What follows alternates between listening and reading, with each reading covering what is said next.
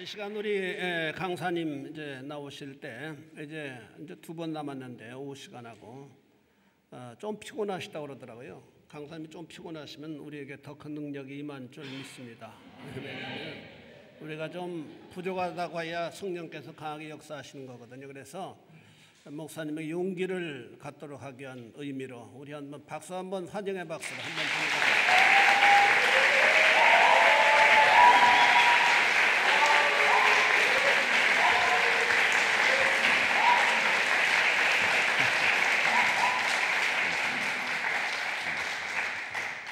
아침에 교회 오니까 목사님이 말씀하시기를 몸이 좀 가뿐하시냐고 물어봐서 저는 너무 솔직한 사람이기 때문에 몸이 좀 찌뿌둥하다고 제가 그랬더니 말씀하시는데 하나님이 큰 은혜를 주실 줄로 믿습니다. 베드로는 갈릴리 해변의 어부였습니다. 그는 해변가에 많은 모래알처럼 그렇게 살다 갔을 인생이었습니다. 그러나 오늘 그는 그리스도를 만남으로 새로운 인생이 되었습니다. 그는 사도가 되었고 초대교회 초석이 되었고 위대한 하나님의 종이 되었습니다.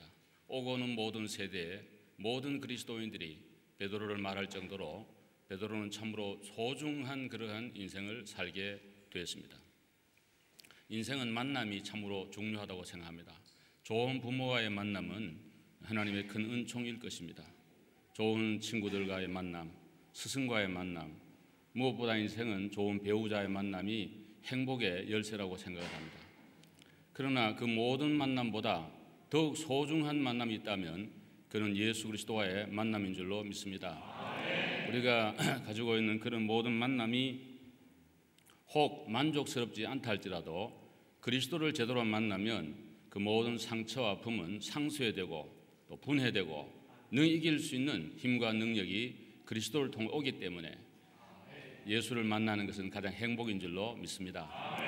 유명한 나인홀더 리버라고 하는 교수의 기도문, 이런 기도문이 있습니다. 하나님이여, 내가 변화시킬 수 없는 것은 받아들일 수 있는 용기를 주시고 변화시킬 수 있는 것은 변화시킬 수 있는 그런 힘과 용기를 달라는 그런 기도문입니다.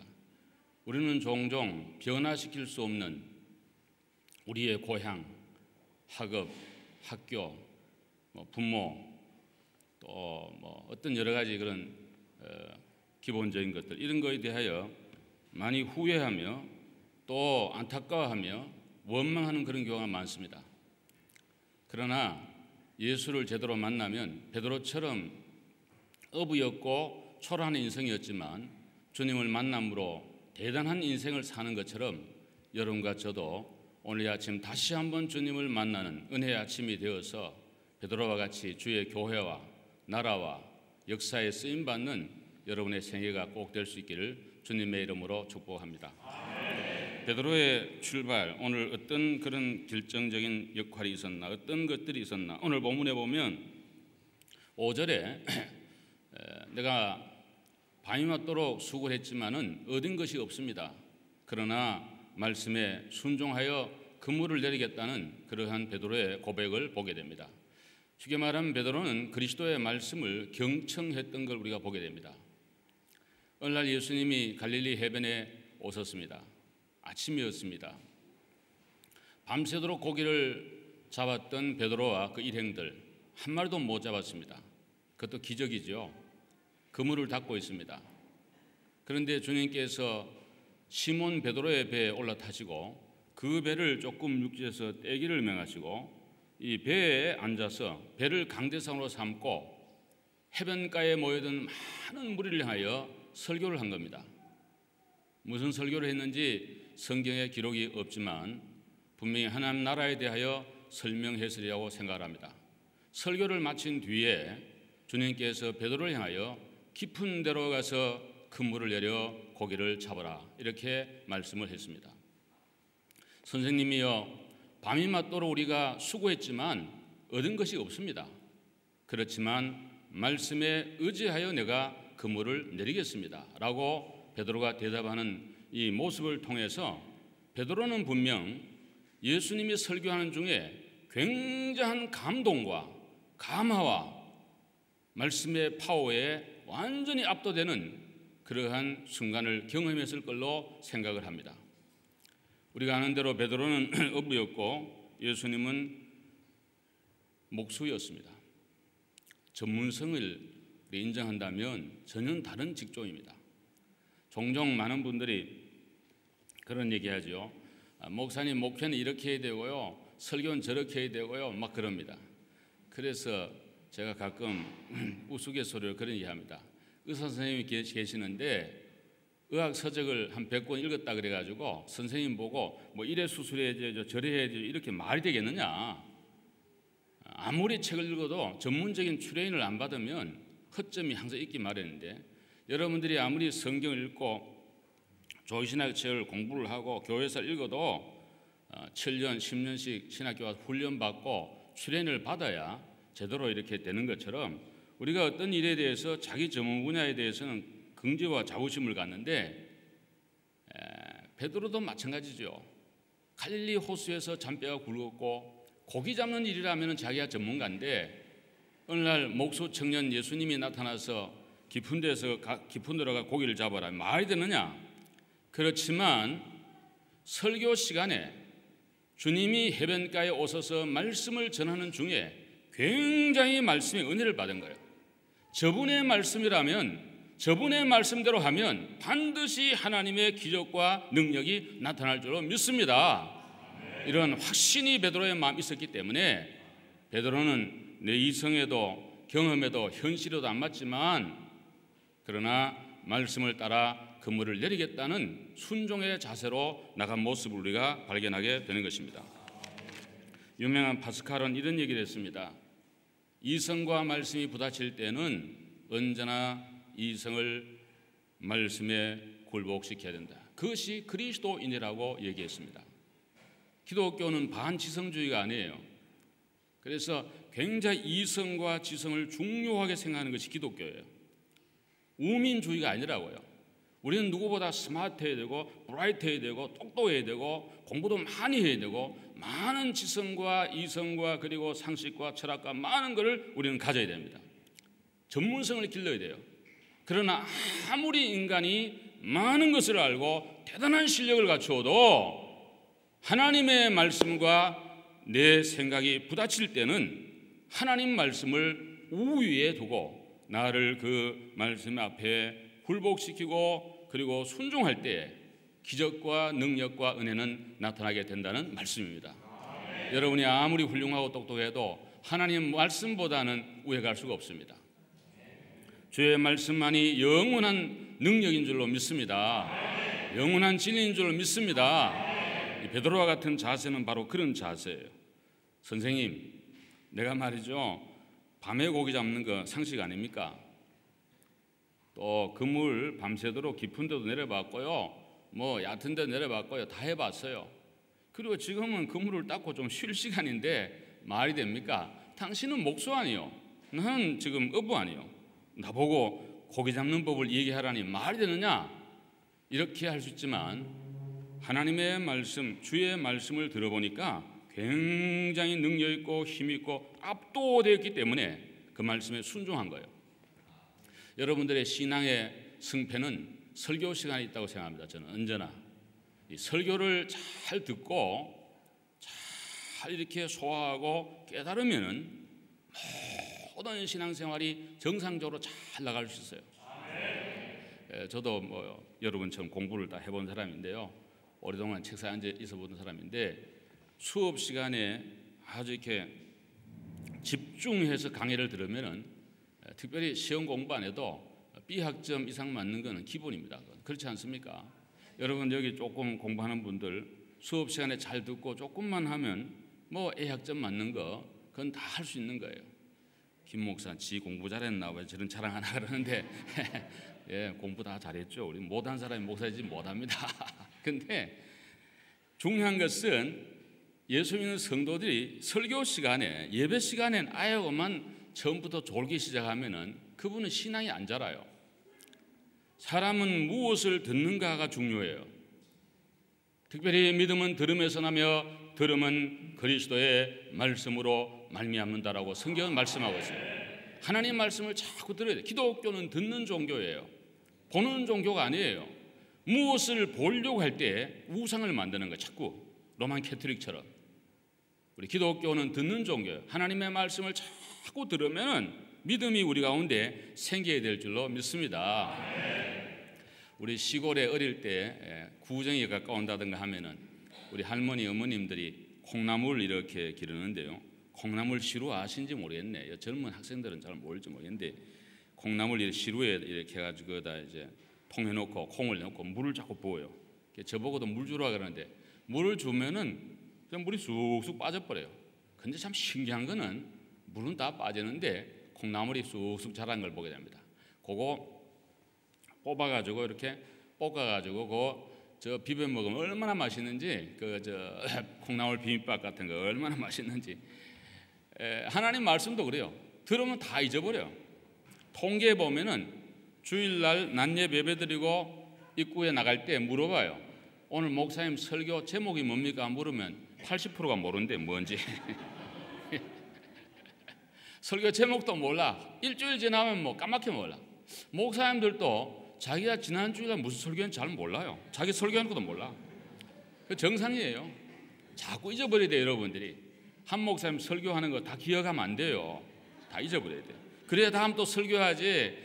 또 하면 아이고 목사님 했던 거 또 하네. 예, 했던 거 또 해야 돼요. 성경 똑같아 맨날. 사도 바울이 뭐라 그랬어요? 나는 반복하는 것이 그저 힘드는 게 없다 그랬어요. 반복이에요. 군사훈련도 반복. 아멘. 예, 아멘. 한 목사님 설교하기 이제 편합니다. 이제 앞으로 뭐 맨날 해도 괜찮아요. 중요한 것은 설교를 잘 들을 때 믿음이 생기고 믿음이 생기면 순종이 나오고 순종하면 기적을 경험하게 될 줄로 믿습니다. 베드로가 지금 그런 거 아니에요? 하나님의 말씀을 듣고 은혜를 받고 순종하니까 2배 잠기는 기적을 경험하게 됐다는 거예요. 순종하면 축복받는 거 다 알지만 왜 순종 못합니까? 이유는 은혜를 받지 못하기 때문입니다. 왜 은혜를 못 받습니까? 하나님 말씀을 경청하지 않기 때문입니다. 하나님 말씀을 잘 들어야 돼요. 듣는 게 중요해요. 제 친구 목사님이 가련동에서 목회를 하는데요. 지금 큰 교회 되었습니다만 옛날 개척교회 할 때 뉴욕에 오셔서 세미나 인도하는데 그런 말씀 하시더라고요. 자기 개척교회를 하는데 2층 하나 이제 방을 빌려가지고 예배당을 이제 해서 하는데 그 옛날 개척교회 한국 보면 그래요. 중간에는 강대상 있고 오른쪽에는 사택이요. 한 칸 이래가지고 그냥 방 하나 해가지고 거기서 그냥 살고 한쪽은 또 서재요. 그런데 뭐 에어컨디션도 없고 그러니까 여름에 덥고 하니까 문을 열어놓고 맨날 거기서 이제 성경 읽고 뭐 설교 준비하고 일하는데 바로 1층에는 전파사가 있어요. 전파사인데 맨날 남진 노래, 나훈아 노래, 무슨 뭐 주현미 노래 이런 거 막 틀어놓으니까 안 들을래 안 들을 수가 없는 거야. 성경은 읽는데 귀로는 주현미 기도 계속. 그래서 어느 날 신방을 가게 됐는데 권사님들하고 신방을 이제 가는데 뒤에 권사님 쭉 따라오고 이제 앞에 가는데 자기도 모르게 주현미의 제2 한강교인가 뭐 그게 나오더래. 강물은 흘러 뭐 어디로 지나간다고. 아니 목사 입에 신방 가면서 자기도 모르게 그게 나오더래. 너무 놀랬대 자기가. 밤낮 그거 들으니까 그렇게 나오는 거예요. 어떤 장로님이 낮 예배 때 대표 기도를 하는데 이 로마 한인교회 집사님들은 기도를 정말 잘하시네요. 잘 배우셨네. 또 담임 목사님 위해서 기도하고 그다음 강사 위해 기도하고 정말 잘해요. 어떤 교회는 가보면요 담임 목사를 위해서 한 번도 기도 안 해. 그리고 왔다 갈 사람, 저는 왔다 가는 사람인데 강사만 위해서 디립다 기도해. 그 좋은 거 아니에요. 여러분 목사님 위해서 먼저 기도하고 그 다음에 강사 위에 기도하는데 참 이 로마 한인교회는 훈련을 잘 받으셨네. 근데 그 장로님이 이제 낮 예배 기도를 하는데 하나님 아버지 성은이 망한 거 가옵니다. 그 전날 토요일날 밤새도록 그걸 본 거야. 비디오를 계속 성은이 망가하다는 걸 들어놓으니까 자기도 모르게 입에서 그냥 성은이 망가하다고. 틀린 말은 아닌데 좀 성경을 많이 읽고 들었으면은 좋은 말씀이 나올 텐데. 그래서 여러분들이 하나님의 말씀을 베드로와 같이 경청하고 집중하고 그리고 말씀의 은혜를 받을 때 내 마음에 은혜가 되고 순종할 믿음과 마음이 생기고 순종해 나갈 때 하나님의 놀라운 축복이 오늘 본문에 있는 말씀처럼 그렇게 일어나게 된다는 말씀입니다. 여러분, 고래심줄 같은 여러분의 어떤 그런 고집과 자존심과 아집이 있다면 그것도 꺾어야 될 줄로 생각을 합니다. 베드로는 배 타는 사람이에요. 고집이 센 사람이에요. 저도 어떻게 군대가 3년간 전투함 타고 동해로, 남해로, 서해로 많이 제가 다녔습니다. 배를 한 3년 타보니까요, 항상 배 안에서 자고요, 먹고요, 그리고 계속 파도가 치고 이러니까 사람이 좀 강해지더라고. 고집이 세지고요. 안 그러면 견뎌내지는 못하고. 그래서 내가 베드로를 이해를 해요. 그리고 바울 사도가 여기 지중해에 배 타고 올 때 고생했다는 얘기, 저는 막 그 설교할 때마다 얼마나 힘이 나는지. 왜냐하면 너무너무 생생한 거예요. 제가 그 경험한 거라. 근데 배 사람들이 그런 거예요. 그럼에도 불구하고 베드로가 주의 말씀에 순종하고 따라간 것은 굉장한 기적이요, 또 하나님의 은혜가 그 속에 있었던 걸 우리가 알 수가 있습니다. 사랑하는 여러분, 날마다 여러분의 삶 속에 주의 말씀을 묵상하시고 또 많이 들으시고 또 읽으시고 말씀의 은혜를 받으시고, 그런 다음에 언제나 여러분의 이성과 생각과 고집과 생활을 말씀에 순종시킴으로 하나님의 말씀이 여러분을 지배하도록 하고, 그리고 그 말씀에 순종할 때 굉장한 기적과 은혜와 축복을 날마다 경험하게 되기를 주님의 이름으로 축복합니다. 두 번째로는 오늘 베드로는 예수 그리스도의 위대하심을 발견하고 회개하는 베드로입니다. 오늘 8절 말씀 같이 한번 읽어보겠습니다. 8절로 다 같이 시작. 시몬 베드로가 이를 보고 예수의 머리 아래 엎드려 이르되 주여 나를 떠나소서 나는 죄인으로소이다 하니 아멘. 여러분, 여기에 베드로의 위대한 점이 있는데요, 베드로는 말씀에 순종하니까 2배 잠길 정도로 큰 축복과 기적을 경험하고 그 축복을 바라보면서 자기가 누구인가를 알게 됐다고 그렇게 고백하고 있습니다. 나는 죄인입니다라고 말하고 있는 겁니다. 서양 속담에 참호 위로 총알이 날아가는데 하나님이 없다 할 사람이 없다는 그런 말이 있어요. 쉽게 말하면 전쟁이 나고 죽음에 직면할 때는 누구나 하나님을 찾게 된다는 거예요. 그러나 축복을 받고 잘되고 형통하고 모든 것이 푸른 신호등이 켜질 때 그때 하나님을 찾기란 지극히 어렵다는 거예요. 유학 오셔서 학업에 힘들고 경제적 어렵고 고통스러울 때 주님을 찾는 것은 누구나 할 수 있는 겁니다. 간절한 마음을 갖는 것은 인지상정이에요. 인간은 코너에 몰리면 누군가를 찾게 되어 있고 더더구나 인간은 하나님을 찾도록 그렇게 되어 있습니다.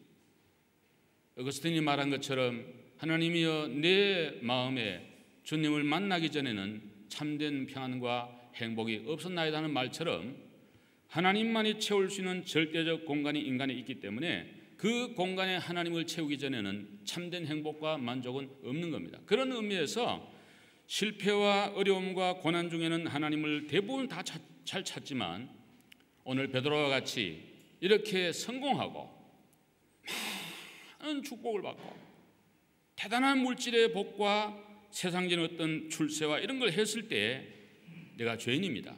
그리고 주님이 누구인가를 높일 수 있는 그런 사람은 지극히 희박한 것입니다. 그런 의미에서 베드로는 위대한 거예요. 여러분, 어렵고 힘들 때도 주님을 찾으시고요, 잘 될 때도 주님을 끝까지 잘 찾고 믿고 높이시기를 주의 이름으로 축원합니다. 이것이 위대한 점인 것입니다. 요한 켈빈이 쓴 기독교 강요 첫 번째 장 첫 번 패러그래프에 보면 이런 말이 나옵니다. 인간은 하나님을 참으로 만날 때에 자기가 누구인가를 알게 된다 그랬어요. 하나님을 참으로 만날 때 내가 누구인가를 알게 된다. 소크라테스의 내 자신을 알라는 유명한 경구가 있습니다만 자신을 알기가 참 어렵죠. 저도 제 자신이 누구인가를 깊이 제대로 알기는 참으로 어려운 것입니다. 아내를 통해 내가 누구인가를 알게 되고 아이들 통해서 교우들을 통해서 어렴풋이 아는데 분명히 아는 것은 하나님의 말씀을 통해 말씀의 거울에 비출 때, 특별히 예수 그리스도를 깊이 만나게 될 때 내가 누구인가를 알게 되는 거예요. 베드로는 오늘 예수님을 만나기 전에는 자기가 최고인 줄 알았어요. 갈릴리 호수에서야 나보다 더 똑똑한 사람이 누가 있겠냐? 내가 전문가가 아니냐? 나는 모든 걸 안다는 그런 자부심이 있었는데 오늘 정작 예수를 만나고 보니까 주의 말씀대로 순종해 보니까 내가 참으로 죄인이었구나. 내게 말씀하시는 그리스도가 참으로 하나님이시구나. 위대한 전지전능한 그런 분이구나. 이런 것을 깨닫고 그 앞에 완전히 깨져가지고 자기를 죄인으로 낮추고 주님을 높이는 그러한 자리에 내려가는 모습을 우리는 발견하게 되는 것입니다. 여러분, 주님을 참으로 발견한 사람은 내가 누구인가를 알게 됩니다. 그리고 겸손해집니다. 우리 로마 한인교회 모든 교우들은 주님을 다 만난 분 같습니다. 왜냐하니까 제가 대해보는 모든 분들은 너무너무 언어 생활에 행동에 겸비함이 보이기 때문에 참으로 제가 몸둘 바를 모르고 제가 또 너무너무 감사한 그런 마음을 가지고, 왜냐하면 너무 극진 있게 저를 대하니까 참 너무 고맙습니다. 여러분, 앞으로 여러분이 대학 교수가 되고 기업의 CEO가 되고 장관이 되고 대사님이 되시고 높은 자리에 가시더라도 더욱더 겸손할 수 있기를 바랍니다. 우리 주님을 높이시기를 바랍니다. 그게 참 믿음이에요. 그런 사람이 훌륭한 거예요. 그런 의미에서 베드로가 오늘 위대한 하나님의 사람임을 우리에게 말씀하고 계시는 것입니다. 여러분, 조금 잘난 분들은요, 잘난 것 때문에 항상 교만한 그런 생각을 갖고 있어요. 우리 미국에도 저희 교회도 지금은 좀 그렇지 않은데 옛날에는 한국에 제일 좋은 대학 나온 사람들이 제일 많은 동일 대학별로 이렇게 보면 그 좋은 대학 나온 분이 숫자 제일 많았어요. 근데 참 훌륭해요. 왜냐하면 머리가 좋고요, 다들. 그리고 얼마나 회전이 빠른지. 저도 총신신대원 다닐 때 70명 같이 공부했는데 한 10%가 서울대 출신들이었습니다. 한 7명, 8명 그렇게 됐는데 같이 공부를 해보니까 역시 순발력이 있더라고요. 순간적인 그 회전이 빨라요. 굉장히 빨라요, 이렇게 머리가 스마트하고. 근데 또 한 면으로는 굉장히 또 둔해요. 어떤 면이냐? 여기 지금 앉아야 되는지 서야 되는지 앞으로 가야 되는 뒤에 이런 건 잘 모르시더라고 그분들이. 그래, 하나님은 공평한 하나님이야.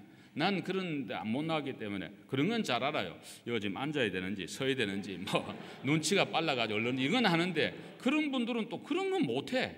이 지금 무슨 말을 해야 되는지 지금 뭐 해야 되는지 컴퓨터만 만날 봤는지 책만 봤는지 옆에를 모르시더라고.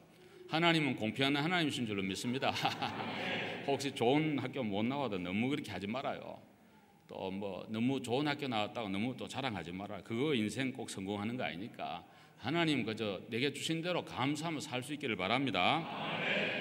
그런데 나이가 쭉 드니까요, 60, 70 우리 교회들 이렇게 넘어가신 분들 이렇게 보면요, 지식에 평준화가 오더라고.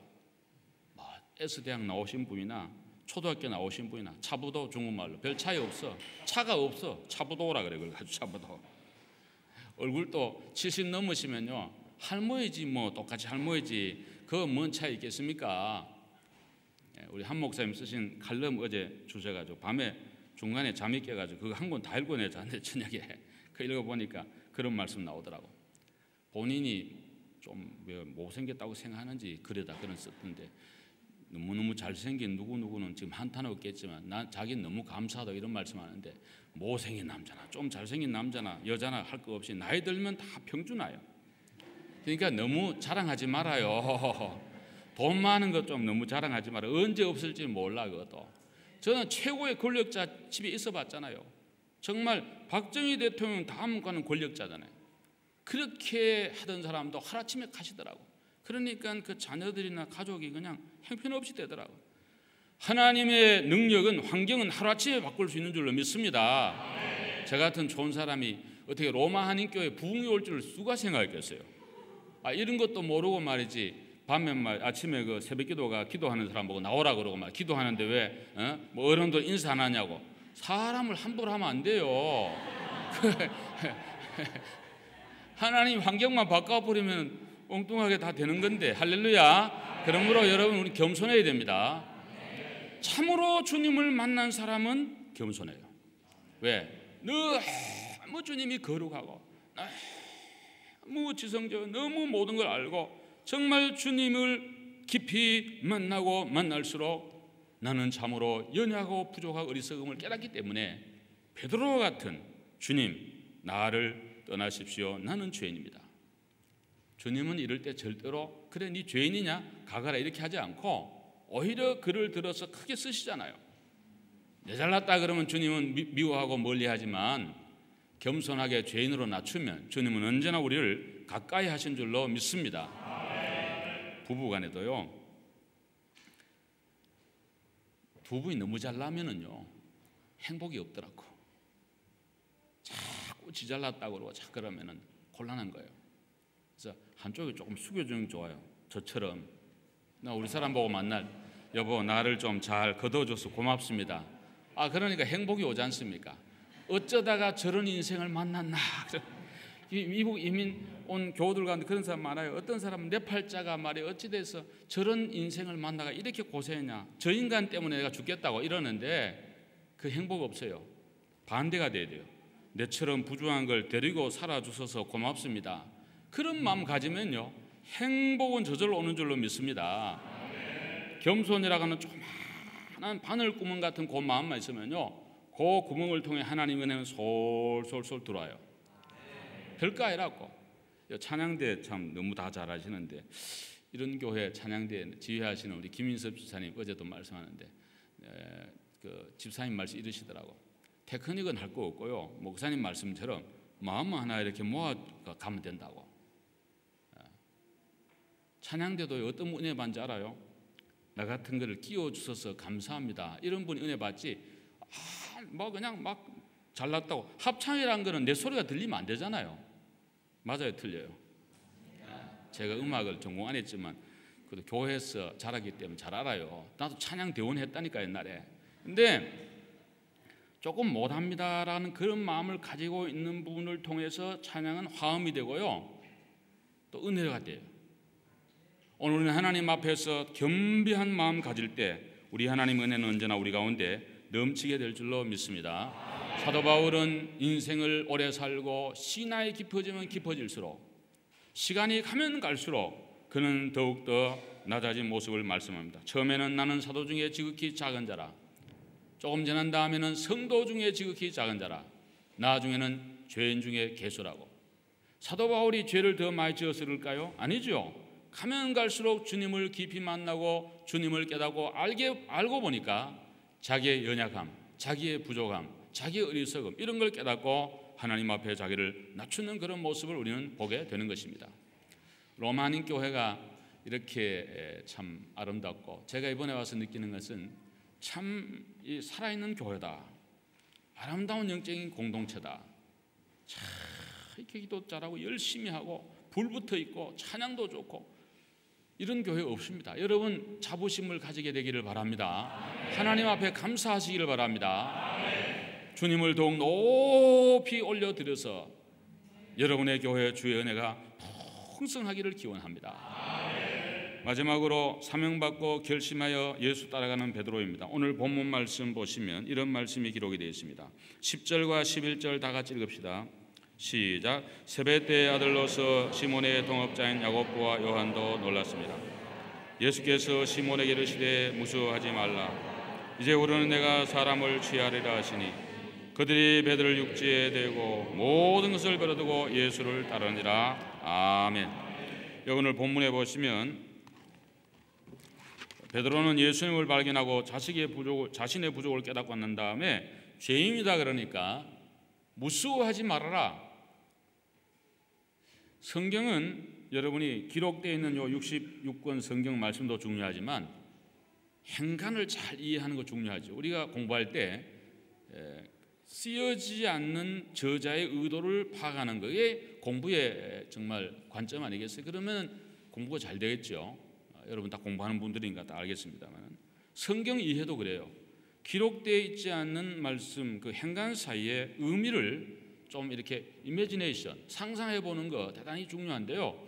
여기 기록이 없지만 아마 베드로가 주님께서 깊은 데로 가서 그물을 열어 고개 잡으라 그럴 때 좀 머무링하고 좀 컴플레인하고 그런 마음을 마음속에 가진 것 같아요. 그래서 죄인입니다. 또 그걸 보고 너무 뜬 거예요. 무서워한 거예요. 주님께서 말씀하시기를 무수하지 말아라. 이제후로는 네가 사람을 취하리라 라고 하는 새로운 미션을 주님께서 베드로에게 주신 것입니다. 인생은 사명과의 만남이라고 생각합니다. 사명이 다하는 날 우리는 가는 겁니다. 임마누엘 칸트의 말처럼 이 세상에 존재하는 모든 만물은 다 의미와 가치와 존재 목적이 있다 그랬어요. 강대상은 목사로 하여금 설교할 수 있도록 마이크도 소리를 더 크게 하는 그런 사명이, 만물의 영장인 저와 여러분에게는 차원 높은 소명과 사명과 어떤 생의 가치와 의미가 있게 될 것입니다. 그게 무엇인가를 깨닫는 것이 중요해요. 주님은 베드로에게 차원 높은 사명을 주셨습니다. 고기 잡는 어부에서 사람 낚는 어부애로, 어부에서 사도애로, 문명의 사람에서 그리스도의 사람으로, 하나님의 종으로, 위대한 설교자로, 선포자로, 성경 저작자로 우리 하나님이 그에게 새로운 사명을 맡겨주신 거예요. 오늘 이 예배에 참여한 사랑하는 여러분, 여러분의 사명은 과연 뭘까? 이거를 오늘 또 한번 추론해 보시기를 바랍니다. 생각해 보시기를 바랍니다. 나는 과연 앞으로 무엇을 위해 살까? 학위가 목적은 아니겠죠. 학위 받아보면 또 별거 아니고요. 돈 많이 버는 거, 돈 많이 본 사람 얘기 들어보면 그럴 것 같습니다. 더 많은 새로운 욕심이 또 있을 것입니다.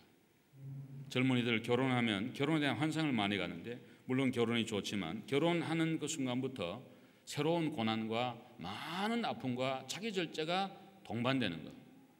그래서 인간은 이 땅에 어떤 걸로도 참된 행복과 만족이 있을 수 없고, 진정한 의미의 그리스도를 만나서 1이라고 하는 숫자를 두고 제로를 칠 때 의미와 가치가 있는 것처럼, 여러분과 제가 예수 안에서 참된 사명을 발견하고 그 사명을 하여 달려나갈 때 여러분의 생애는 가치 있고 의미 있고 보람되고 후회함이 없는 그러한 인생을 살아갈 수가 있게 될 것입니다. 오늘 이게 말씀합니다. 모든 것을 버려두고 예수를 쫓으니라. 이 본문 해석을 잘 하셔야 돼요. 이거는 우리 모두 그러면은 가정도 버리고 직장도 버리고 학업도 버리고 복음 들고 예수만 따라가란 말인가?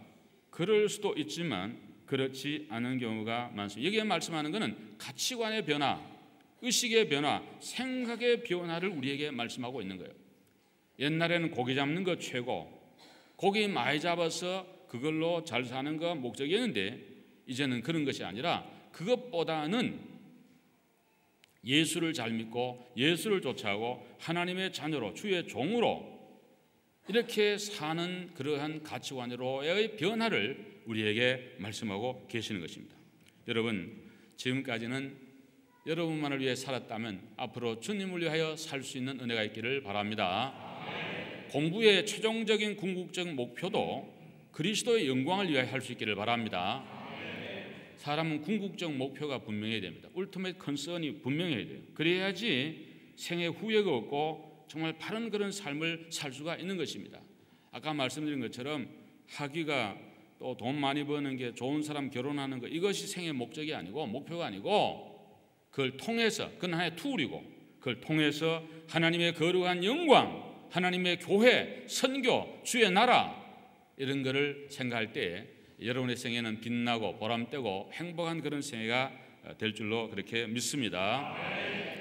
우리 사명이 많이 필요하죠. 어떤 분들은 교회에 와서 열심히 자리를 채워주는 것도 하나의 사명이고요. 여러분처럼 아멘을 크게 외치는 것도 큰 사명이고요. 또 돈이 좀 있으면 헌금을 많이 이렇게 드릴 수 있는 것도 큰 사명이에요. 우리 한 목사님도 압니다만 저희 교회도 어떤 장로님 또 이런 분들 뭐 옛날에 다 돈 잘 벌고 할 때 참 헌금을 많이 드려서 교회당 지을 때도 뭐 본인이 거의 내가 볼 때는 한 글쎄 절반 정도 했을까요? 하여간 뭐 많이 헌금 내시고 뭐 하여간 그 이렇게 특별한 은혜를 받은 그런 분들이 교회마다 있어요. 그래서 여러분 교회는 또 찬양이 좋고 또 이렇게 젊은이들이 많고 앞으로 희망과 꿈이 또 많고 또 훌륭하신 그런 분들이 많이 계시는데, 여러분들에게 주신 은혜, 내게 주신 은혜와 달란트를 가지고 하나님의 교회를 위해서 앞으로 이렇게 살아야 되겠다는 나름의 계획과 각오와 결단과 그런 어떤 계획이 여러분 속에 결심이 반드시 있어야 된다는 그런 말씀입니다. 중국의 유명한 석학이었던 이마당 박사를 여러분 잘 아시죠? 그는 목사의 아들이었습니다. 상하이 그 밑에 있는 시골교회 목사님 아들이었는데 아주 머리가 좋았어요. 그래서 그 목사님 아버지가 이제 도시로 유학을 보냈습니다. 근데 이제 이 로마 같은 이 로마 한인교회 같은 이런 교회로 왔는데, 예를 들면 왔는데 와서 보니까 자기 아버지가 섬기던 자기 고향 교회하고 너무 다른 거예요. 자기 시골 촌뜨기라고 무시하고 이너서클에 넣어주지도 않고 자꾸 이렇게 변두리로 밀어내고, 그래서 상처가 많았어요. 이 교회를 떠난 거예요. 교회를 안 다니는 거예요. 그리고 인문학 이런 걸 가지고 세계를 한번 변화시켜 보겠다고 그런 생각을 하면서 그가 자라게 되었습니다. 결혼을 했는데 그 부인이 아주 독실한 기독교인이에요. 그래서 계속 이 얘기 남편 보고, 당신 목사의 아들이 아니요, 어릴 때 당신 열심히 예수 믿지 않았어, 교회 가야 된다고 계속 그러는데도 아니 목사의 설교 들을 게 뭐 했냐고, 그리고 내가 더 똑똑한데 이러면서 목사들을 무시하고 교회를 멀리하고 나가질 않았어요. 그가 말년에 뉴욕 맨하튼에 거기 메디슨 에비뉴라는 그 근방에 그가 살게 되는데 아주 그 좋은 동네입니다. 그가. 근데 그 부인이 거기 메디슨 장로교회를 다니는데 계속 고민해도 안 나가는 거예요. 근데 어느 날 아침에 부인의 권유를 받고 마음에 감동이 일어났어요. 그래서 같이 가서 예배를 드렸어요. 그날 리드라고 하는 목사님 설교를 했는데 영성에 대한 설교를 했어요. 천국과 지옥을 설교했어요. 근데 하나님의 성령님이 그날 아침에 이머당 박사의 마음을 만져줬어요. 하나님 만지니까 자기의 그 이성, 잘난 것, 똑똑한 그 모든 자존심이 다 무너지면서 깨지면서, 그리고 어릴 때 그 와서 도시 교회 와서 받았던 모든 상처가 치유되면서 변화의 새로운 사람이 되었어요. 그런 다음에 그는 내가 왜 그리스도인이 되었는가, 혹은 삶의 의미, 이런 책들을 많이 썼어요. 그 책을 읽어보면 이런 말을 해요. 자기는 주일날 자기 아내의 손을 잡고 회중석에 앉아 예배를 드릴 때 가장 행복하다 그랬어요. 주일날 아내 손잡고 예배당 와가지고 회중석에 앉아서 예배 드리는 순간이 가장 행복하다. 여러분 지금 가장 행복한 순간을 맞이한 줄로 믿으시기를 바랍니다. 그러면서 그는 기독교의 발전에 큰 공헌, 책을 통해서 많은 공헌을 남기고 그는 갔습니다. 여러분과 저에게도 사명이 있는 줄로 믿습니다. 특별히 로마 한인교회는 큰 사명이 있어요. 어쩌냐게 제가 여기 예배를 이제 설교를 마치고 기도합시다 그러는데, 여러분들 기도가 얼마나 정말 강력한지. 제가 아르헨티나 제일교회 부에노스아이레스에 한 10년 전에 부흥이 왔는데 그 교회가 뜨겁더라고요. 한 700-800 모이는 교회인데 통성기도 하니까 하이톤 올려가지고 30-40분 그냥 나가는데 끝이 없어요. 정말 엔드레스야. 끝이 없어. 그래서 제가 막 이거 해가지고 했던 생각 나는데, 두 번째 로마 한인교회가, 이야, 제가 그 여기 서서 이렇게 기도를 하는데요, 가슴이 눈물이 너무 감격이 눈물이 막 흘렀어요. 어떤 생각 하나 딱 주는 거 하니까 여기 계신 분들 앞으로 10년 뒤에는 다 큰 지도자가 된다. 대학 교수님도 다 나오고 CEO도 나오고 장로님, 권사님, 목사님, 선교사 다 지도자가 될 때 이분들이 지도자가 되면 얼마나 큰 변화와 열마가 있을 건가, 이걸 생각하니까요 전율이 오더라고요. 제가 할렐루야. 여러분 한 분 한 분은 너무 소중한 분들이에요. 정말 보통 분들이 아니잖아요. 여러분들이 정말 지도자가 다 될 거잖아 앞으로. 그 여러분이 이렇게 은혜 받고 방언하고 성령 받고 믿음과 말씀과 인격의 훈련을 받아 나갈 때 한 분이 베드로와 같이, 아니 베드로 이상의 큰 임팩을 주는 영향력 있는 하나님의 거룩한 백성이 될 줄로 믿습니다. 여러분 젊은이들이여 꿈을 꾸시기를 바랍니다. 주님 안에 비전과 말씀과 은혜와 능력을 힘입고, 나는 연약하지만 베드로와 같은 어부도 주님이 쓰시니까 위대한 하나님의 사람으로 쓰는데, 우리는 베드로보다 공부도 많이 했고 가정 환경도 좋고 모든 게 좋은데 얼마든지 하나님은 쓰실 수 있다는 큰 믿음의 꿈을 갖게 되기를 바랍니다. 정말 하나님이 여러분을 통해서 크신 은혜와 복을 우리 가운데 주실 줄로 믿습니다. 사랑하는 귀한 성도 여러분, 만남은 참으로 중요합니다. 변화시킬 수 없는 만남, 너무 거기에 치심하지 마시고 주님을 깊이 만남으로 모든 만남이 아름답게 승화되도록, 모든 만남이 의미가 있도록 해주시는 주의 능력과 은혜가 여러분의 있기를 간절히 바라고요. 언제나 주의 말씀을 경청하시고 은혜 받으시고 순종하셔서 하나님의 축복을 경험하시고 많은 축복을 받고 여러분 앞으로 잘 돼서 성공해서 대단히 올라갈 때도 베드로처럼 주님 나는 죄인입니다. 이 구절을 여러분 꼭 기억하시고 장로님이 되시고 목사님이 되시고 사장님이 되시고 여러분 대사님이 되시고 장관이 되더라도 절대로 이 말씀 잊지 말고 항상 주님을 높이고 날라주고 그렇게 하면 하나님의 은혜가 끝없이 유지가 돼요. 축복을 받기는 다 받는데 쏟아버린 경우만 언제? 교만하니까. 우리는 겸비함으로 하나님의 축복을 유지할 수 있게 되기를 바라고 이제 내게는 큰 사명이 있다. 보다 나은 사명이 있다. 대학 교수가 꿈이 아니라 교수 되는 건 당연한 거고 그 다음에 그걸 통해서 하나님의 큰 영광을 위하여 살리라. 이런 믿음으로 나아갈 때 베드로가 쓰임반 여러분 되시기를 주님의 이름으로 축복합니다. 다 같이 기도하겠습니다. 자비로우신 하나님, 은혜를 감사합니다. 오늘 거룩한 주님의 날 어리고 부족한 종이 로마 한인교회 기양 강단에 와서 하나님 말씀을 전했습니다. 주님, 우리도 주님을 만나지 않았다면 참으로 불행한 자요 어리석은 자요 아무것도 아닌 자였으나 예수님을 만남으로 새로운 인생을 살게 해주시니 감사를 드립니다.